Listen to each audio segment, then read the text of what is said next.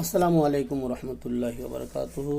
যেহেতু কোরবানির সময় আসছে অতি নিকটে, কোরবানি ক্রয় চলছে, তাই কোরবানির সম্পর্কে আমি দু একটি কথা বলতে চাই। কোরবানি কার উপরে ওয়াজিব, এটা একটা গুরুত্বপূর্ণ বিষয়। সবাই আমরা কোরবানি নিয়ে মাতামাতি করি, কিন্তু ওয়াজিব কার উপরে?